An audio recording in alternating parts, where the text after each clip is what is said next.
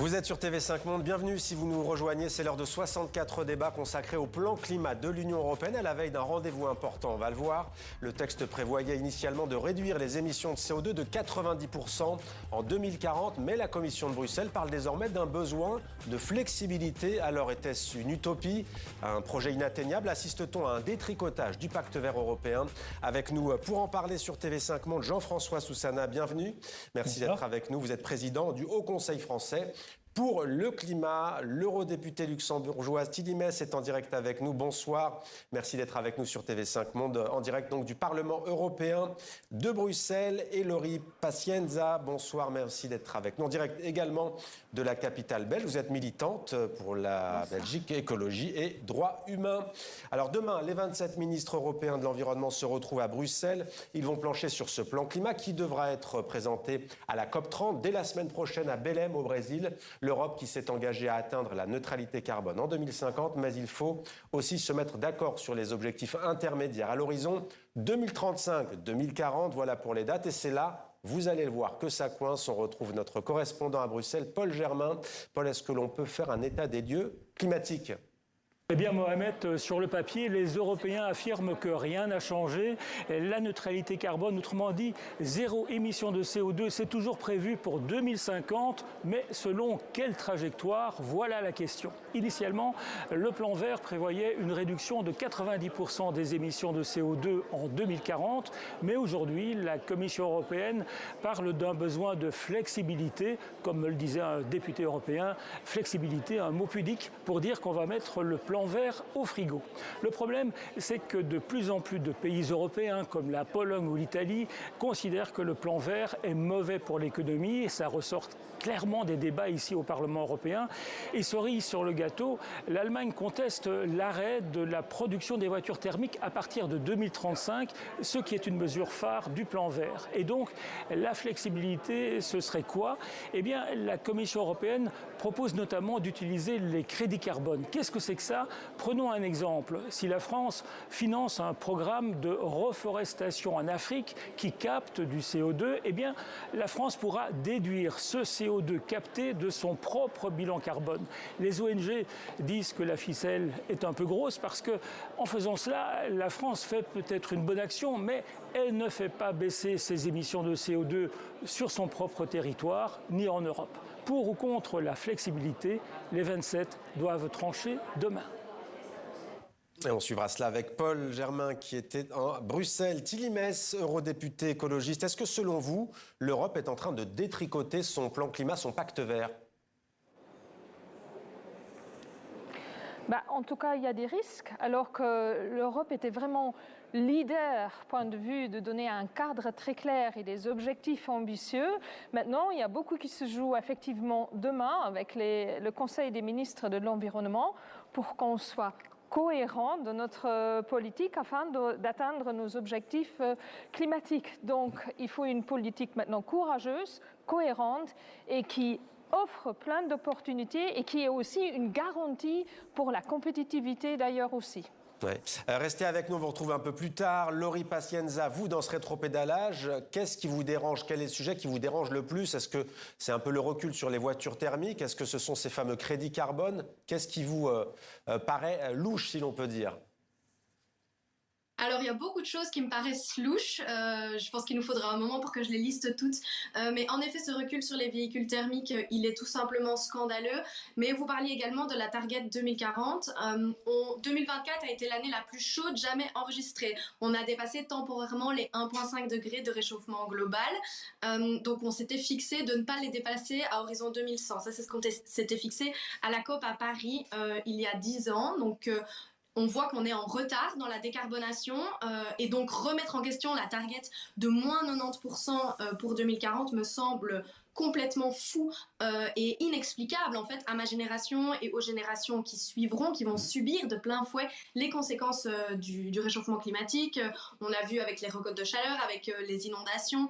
En fait, c'est une question d'urgence. On le rappelle tous les jours, mais on sait aussi qu'également que chaque point de réduction des émissions équivaut à 47 millions de tonnes de CO2, soit les émissions annuelles du Danemark. Donc en fait, on n'est pas en train de jouer dans des petites précisions ou de la dentelle. Là, on est vraiment en train de décider un objectif contraignant fort pour l'Europe. Ouais.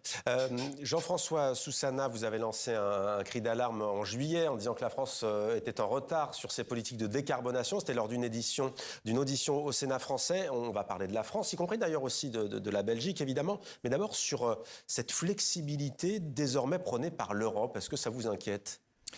Alors tout d'abord, je peux vous indiquer que dans un Conseil européen dont je fais partie, qui rapporte à la Commission européenne, nous avons préconisé cette cible de moins 90% pour être à peu près sûr d'atteindre la neutralité carbone en 2050, ce qui correspond à la loi climat. Donc c'est pas utopique comme on le Ça n'est pas utopique. Tous les scénarios nous montrent que c'est faisable. C'est aussi une question d'équité internationale parce que l'Europe a émis bien avant d'autres continents, doit être à la hauteur du rendez-vous international. Donc ce moins 90, il faudrait l'atteindre. Qu'il y ait ensuite des flexibilités, ça peut être entendu parce qu'il y a des difficultés. Par exemple, la France s'inquiète de la protection de son industrie. Il y a certainement des choses à faire. On parle de mécanismes d'ajustement aux frontières, de choses comme ça. Mais il faudrait être au rendez-vous à Belém, à la COP30, parce que si nous n'étions pas à ce rendez-vous, on aurait une perte de leadership européen. À un moment où la Chine a commencé à réduire ses émissions, où la Chine domine tous les marchés des énergies renouvelables, et où c'est un enjeu considérable pour l'Europe de maintenir sa compétitivité alors qu'elle importe massivement des industries fossiles. Ouais, Tilly Mess, eurodéputé, vous êtes toujours avec nous. ExxonMobil, pas plus tard que ces dernières heures, avertit que la législation européenne pourrait l'amener à quitter l'Europe si elle n'assouplit pas de manière significative une loi sur le développement durable qui fait peser, selon lui, sur les entreprises la menace d'amende portant sur 5% de leur chiffre d'affaires mondial. 5%. Que répondez-vous au patron d'ExxonMobil ce soir ? Qu'il y a urgence d'agir et de maintenir nos objectifs climatiques et environnementaux et de plutôt regarder le coût de l'inaction, effectivement. L'inaction dans ce domaine nous coûtera bien plus que l'action de fait de maintenir nos objectifs climatiques, de maintenir nos objectifs environnementaux. Donc, il faut vraiment, on est à un croisement. L'Union européenne est à un croisement où il faut choisir la responsabilité, où il faut choisir la science, il ne faut pas choisir le déni et la peur du changement. Mais on voit l'homme à l'image, pardonnez-moi. De maintenir. Excusez-moi Tilly Mess, mais on voit cet homme à l'image, Darren Woods, le patron d'ExxonMobil, mais pour vous c'est quoi? C'est du chantage alors ce qu'il fait?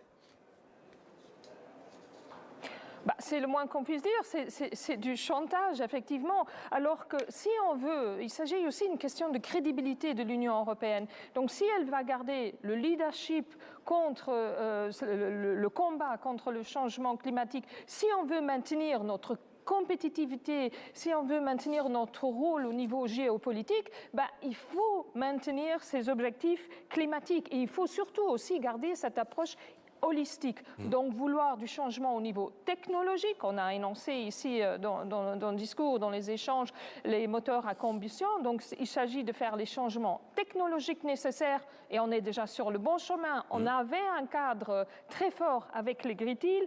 Il faut aussi les changements au niveau des réglementations et il faut des changements et une direction très claire pour les investissements futurs qui ne peuvent pas aller vers les énergies fossiles, mais vers les énergies renouvelables qui, de surcroît, nous donneraient aussi une indépendance. Lori Pazienza, ExxonMobil est l'une des principales entreprises émettrices de gaz à effet de serre dans le secteur du gaz et des hydrocarbures. Elle fait aussi partie de celles qui mènent le plus fort lobbying pour contrer justement les mesures de lutte contre le réchauffement climatique. Est-ce que, d'après vous, l'Union européenne cède aux grands groupes industriels, notamment à des sociétés pétrolières et gazières ? C'est évident, en effet, que l'Union européenne est en train de citer aux intérêts privés, notamment des énergies fossiles. Mais moi, j'aimerais répondre à ce monsieur qu'il discute avec des capitaines de l'industrie, comme le patron de Nestlé, d'Allianz, d'Etias, de Decathlon, de H&M, qui, eux, en fait, ont signé une lettre ouverte à la Commission pour demander justement de ne pas déréguler et de garder l'ambition. Parce que c'est comme ça, en fait, qu'on construit une Europe résiliente. C'est pas tout à fait le même secteur non plus, hein.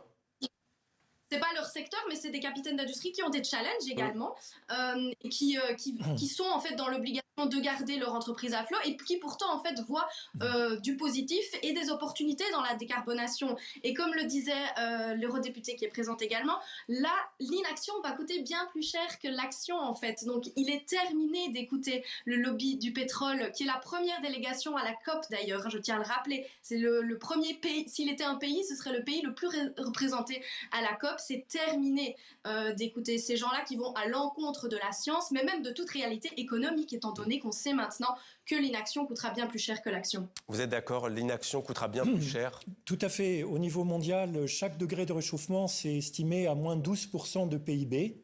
Ça, c'est estimé par le réseau des banques centrales internationales. Par rapport à ça, ce qu'on devra faire comme effort pour la transition, c'est bien moins. Donc le coût de l'inaction est bien supérieur. Aujourd'hui, les investissements dans les énergies renouvelables dominent de loin par rapport aux investissements des énergies fossiles.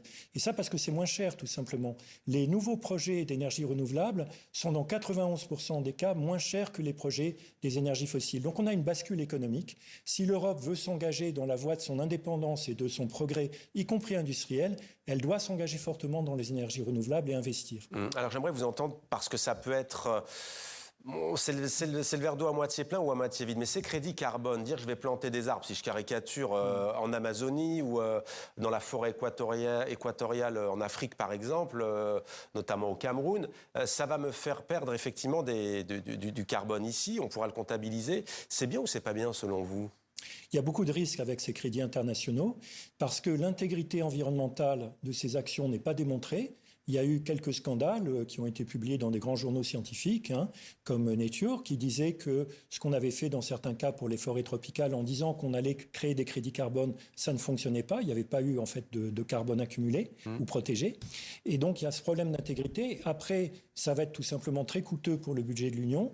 Et pourquoi ne pas faire à ce moment-là des coopérations stratégiques avec les pays pour les aider à décarboner, y compris par ce type de projet, mais via du partenariat. Alors la France, je le disais, vous avez lancé un cri d'alarme. La France, mauvais élève en matière de décarbonation ou très en retard ? Non, la France a réussi son second budget carbone, a eu un bon score en 2023, moins 6% de réduction d'émissions, mais nous sommes inquiets pour l'année 2024, nous l'avons dit dans le dernier rapport, où le rythme a été insuffisant. Il faudrait multiplier par 3 le rythme pour être au rendez-vous que l'on a pour 2030. Et puis, il y a aujourd'hui une certaine inertie. Nous attendons toujours la publication de la SNBC3, la stratégie nationale bas carbone, de la programmation pluriannuelle de l'énergie. Évidemment, c'est à voir dans un contexte politique qui est très délicat puisque nous n'avons pas de majorité au Parlement et que tous les textes sont pratiquement bloqués. Cela coûte très cher, non seulement économiquement, mais aussi en termes de climat et d'environnement. Ouais. Thierry Mess, vous au Luxembourg, comment vous positionnez, comment se positionne votre pays? On imagine que vous êtes penché sur la question, sur ces fameux crédits carbone. Il semble que la Belgique voisine aime beaucoup. Qu'en est-il du Luxembourg? D'un côté, le Luxembourg a une voix très forte maintenant dans la COP30 pour maintenir les objectifs climatiques qu'on s'est fixés. De l'autre côté du gouvernement, où il n'y a pas les écolos, juste pour rappel, je pense qu'ils ont aussi une approche très pragmatique. Donc, à certains, ça pourrait peut-être les arranger d'avoir ces crédits carbone, mais qui, en fait, soyons honnêtes, fragilisent nos objectifs climatiques.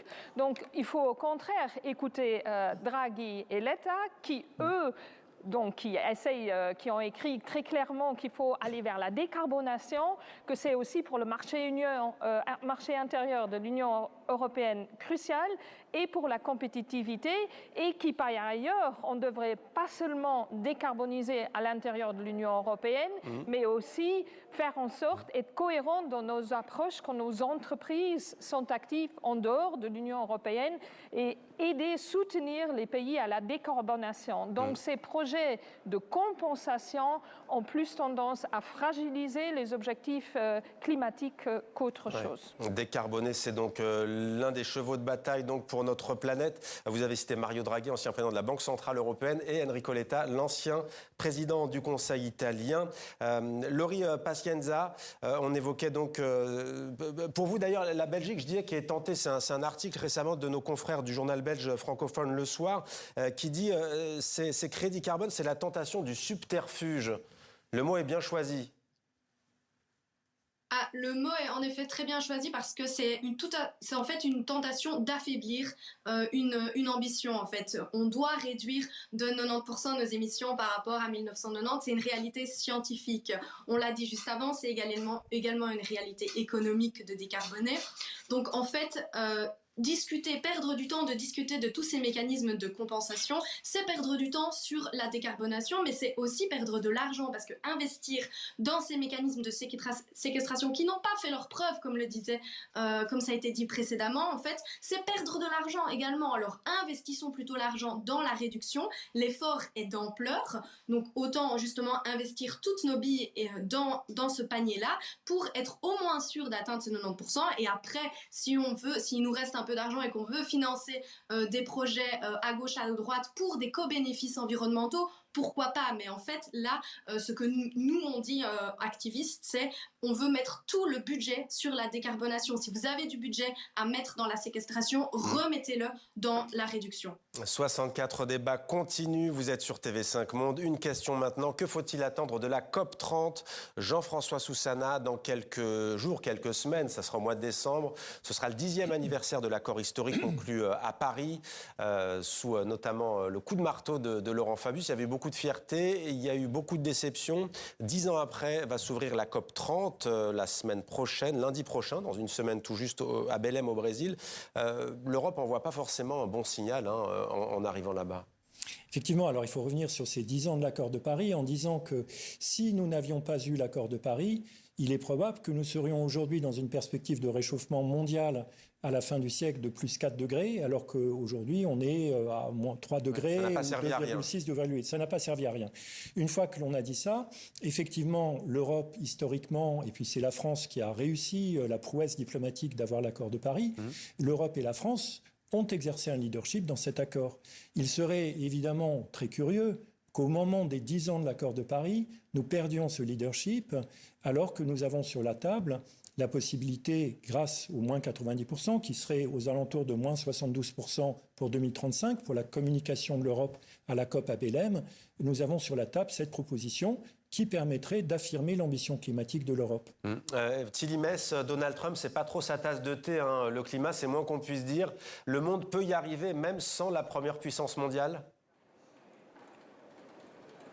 Justement, c'est un défi important pour l'Union européenne, justement, d'avoir ce rôle de leadership, de continuer d'avoir ce rôle de leadership et de le maintenir. Comme je l'ai dit tantôt, il s'agit aussi de la crédibilité de l'Union européenne, mais aussi de montrer son atout et son modèle européen qui est cohérent par rapport à ses objectifs climatiques, qui va de pair d'ailleurs à maintenir aussi une cohésion sociale. Donc il faut une transition écologique juste et ça va de pair aussi à maintenir ces objectifs climatiques. Oui, on est loin d'un discours de Donald Trump qui a une approche hyper protectionniste, qui est dans le déni de la science. Donc c'est d'autant plus maintenant à l'Union européenne de prendre un rôle de leader au niveau mondial, je dirais. Vous serez à Belém, vous, au Brésil, Madame la députée?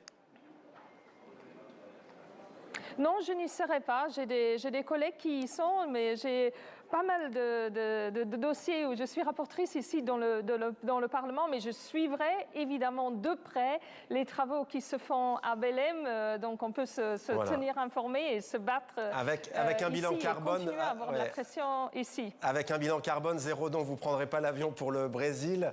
Votre réaction, Laurie Pazienza, qu'attendez-vous de Belém? Est-ce que vous y serez d'ailleurs, vous, au Brésil aussi, ou est-ce que vous allez vivre l'événement à distance et qu'en attendez-vous? Alors, ce qu'on attend de la COP30 à Belém en tant qu'activiste, c'est de remettre l'environnement et le climat au cœur du débat politique et médiatique. C'est ultra grave, mais on constate en fait que le climat, l'environnement n'est absolument plus un enjeu. Quand on entend des climato-sceptiques comme Donald Trump sur les antennes de grande écoute, en fait, c'est un désastre médiatique et politique. D'ailleurs, je vous remercie de mettre ce sujet à l'antenne ce soir.